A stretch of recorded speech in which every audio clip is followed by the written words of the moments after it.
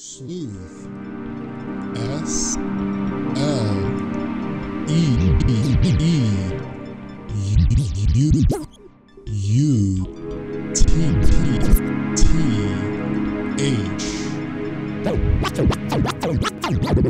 So most of what we call intuition.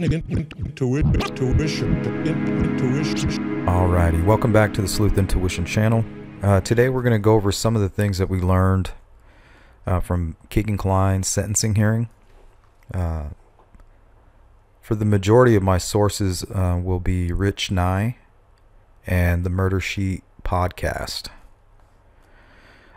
So some of the things that stood out to me were Kegan Kline requested location information from 8 of his victims. We've always heard that he was not interested in meeting any of these young people. So that information would tell a different story. Apparently he had another catfish account where he portrayed himself as a black man. I think the name was Trey Lauren.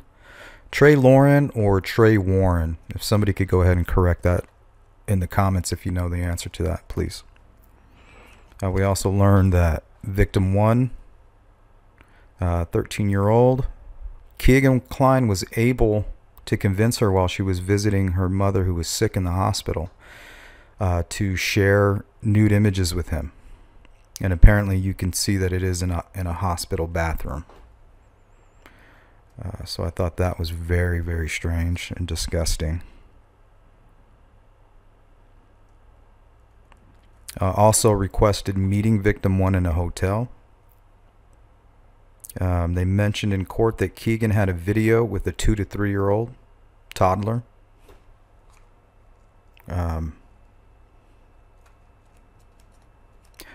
Kegan's girlfriend found an unknown Snapchat account talking to a 12-year-old and images of male appendages that were not his.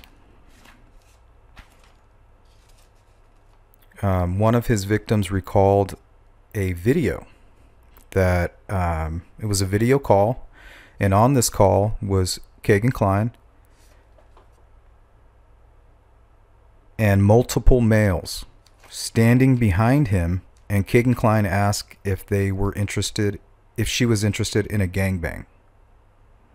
So I think this part is very important that we focus in on what they say here. Multiple males standing behind him. You know, we always thought of Kegan Kline as this incel hiding in a basement, catfishing girls with no friends. Here he is with 2 other men willing to participate and even be around this guy. Let's see here. Some information regarding his father.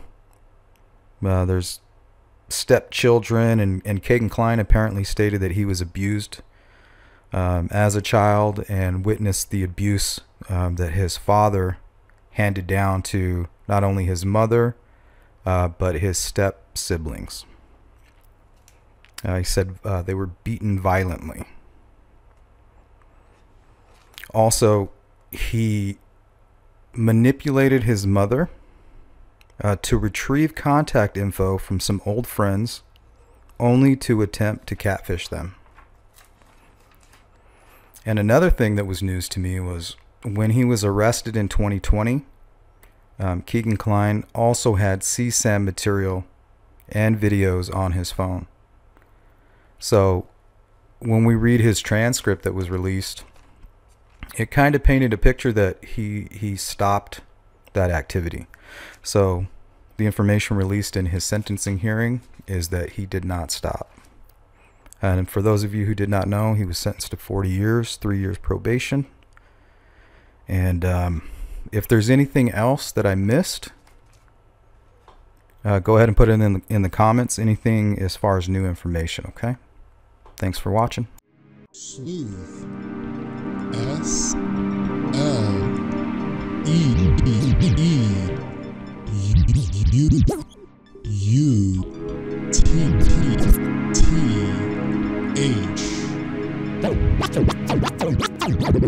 So most most of what we call intuition.